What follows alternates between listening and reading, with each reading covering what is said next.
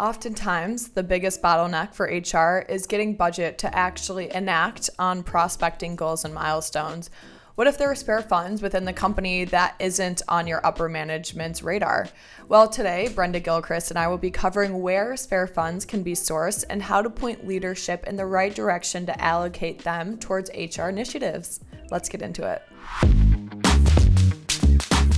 This first part of the webinar, I want to talk about how and where to source spare funds. And that seems almost like a, foreign concept, spare funds, where can those even be within a company? It seems like everybody's, over budget, if anything. So my first question, from your experience working with these smaller companies, what are some common sources of these spare funds that HR managers can leverage to support initiatives like wage increases in this case? Right. So as we all know, in a small business, there aren't a lot of spare funds. So that's going to be just the reality of doing business in a small organization.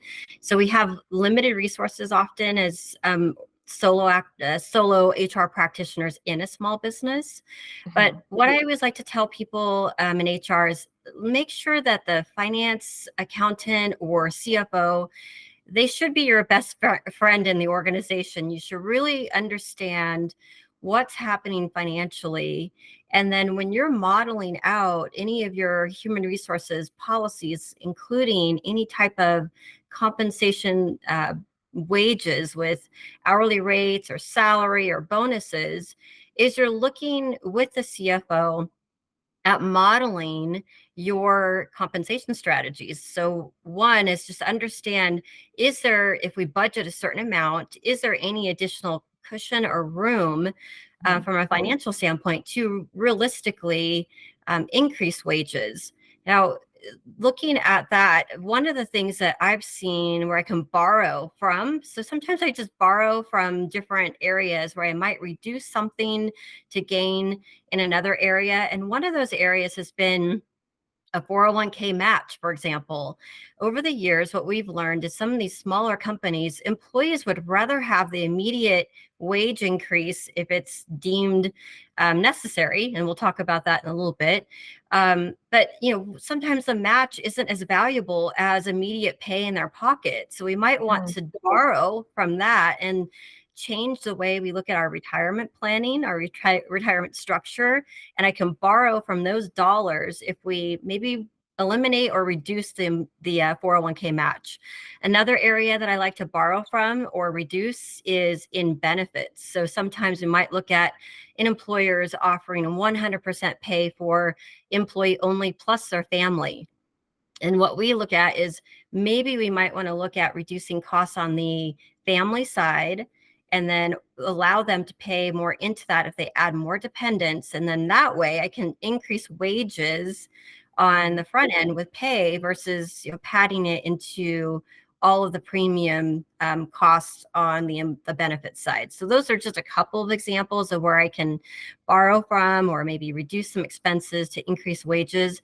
But really, this is a dance between myself and the CFO, as well as the COO and the CEO, to see what makes the most sense for our industry and what are we trying to accomplish. So this first slide talking about 6 ways to afford increased compensation. And Brenda, you kind of mentioned some of these, looking at, offering other benefits, maybe kind of instead of pay, looking into benefits like PTO or flexibility, looking into 401k match. I love that idea. I think that is so underutilized, quite frankly. Saving on labor dollars, again, finding ways that we can pull in, all right, maybe it's not spare funds, but maybe it's misplaced funds. Where can we actually pull from? Labor dollars is an excellent way.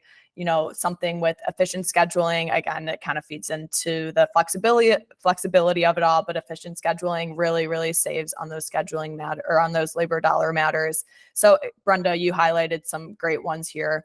Another one I wanted to point out that this is maybe a little bit, specific, especially for smaller businesses, but ESOPSs, I think that these are really cool. They're employee stock ownership plans.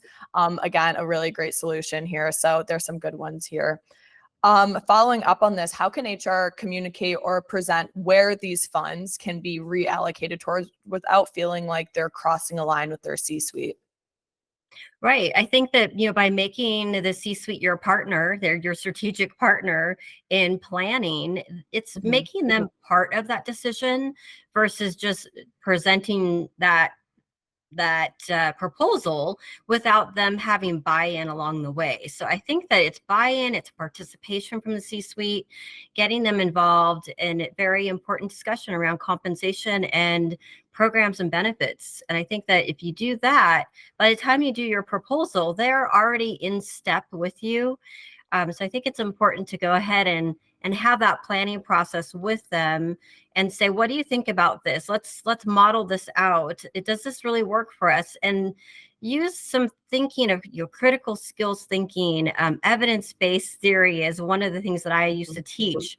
Is think about, if I do X, will Y happen? And the hypothesis is, we're going to say, if we increase wages in certain areas for certain positions, will that retain or attract them? I mean, at the end of the day, we're trying to make that argument. And can we philosophically and even just by the numbers, the ROI, and studying the data, can we really make that argument? And if not, then maybe we don't need to increase wages. So it's really an Mhm. analysis. I think that's a great point. Are there any KPIs that you would recommend focusing on, especially when talking to your C-suite? So I think the first thing is, when we're talking to our executives, is making sure that they've really looked at the type of positions that we have in the organization. So when we talk about compensation, I thought a lot about this before we talked today, Meredith, is if we really need to make sure we have the right people in the right positions, those Mhm. positions are defined correctly in order to make pay decisions about how much pay does that position warrant in order to pay them fairly for the type of skills and outcomes and goals and everything that they're going to be doing for our organization. So it starts with a job analysis of what do we really need for the organization, and then aligning that with, again, business operations and outcomes. And then we develop a job description. And from that job description, then we look at the KPI, the basically to look at how much to pay a position is we look at the market. We say, okay, we've done our job analysis. We looked at the operations. This is what we need. And we've developed a robust job description. What's out there in the marketplace? What do they pay? And sometimes we do our own salary surveys. We call around to our competitors. We pull data from various salary surveys. And that's important. Even as a solo practitioner, you can still look at market-based pay and make a decision about, is there any variance from where I'm paying the person or that position? It's not about the person. It's more about, what are you paying for that position Mhm. versus the market? And is there any variance? Is it high or is it low? Are we below the market? And if so, that's the argument you need to bring to the C-suite, is we're below market and we have a risk in this position that we might lose that person to the market, or we can't recruit for that position. That's such a great point, especially within hourly wage industries, food and beverage, healthcare, that sort of thing. Focusing on the position is obviously very key here, right? We're not hiring someone necessarily who is going to work the floor of a retail store, who is, excellent, has all the qualifications. But at the end of the day, it's the position that we're trying to fill, not so much the talent of the person. So, what are some typical resistance points or objections that HR managers might face in advocating for increased wages? And how do you recommend that they can overcome them when they are presenting their findings to C-suite? Right. So, one story I always like to tell is when I was working in hospitals, um, we couldn't find enough of the LVNs at the time, and they had to have at least 2 years of experience. And I had to make an argument that, look, if I were to bring in the inexperienced LVNs, in this case, at a pretty competitive rate of pay while they're going through training for 2 years. So we paid them a training rate of pay working under seasoned LVNs. I made the argument that those LVNs will be a talent pool pipeline for us for the future so we could pull from them.